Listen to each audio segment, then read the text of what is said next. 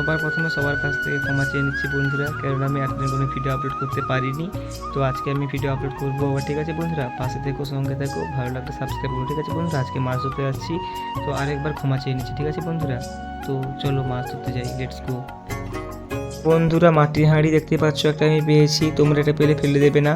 তো আমি কি করছি তোমরা দেখতে থাকো। একটা নেট নিয়েছি, দেখতেই পাচ্ছ, ভালো করে হাঁড়ির মুখে বেঁধে দিয়েছি, আগে থেকে একটু আমি ফুটো করে নিয়েছি।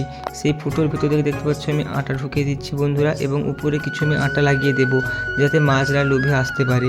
তো বন্ধুরা, আমি পুকুর পাড়ে চলে এসেছি বন্ধুরা, এবং হাঁড়িটা নিয়ে আমি পুকুরে ডুবিয়ে দেবো। দেখতে পাচ্ছ পুকুরে ডুবিয়ে দিচ্ছি বন্ধুরা। প্রায় 1 ঘন্টা পরে সেরকম আমি হাঁড়িটাকে তুলছি।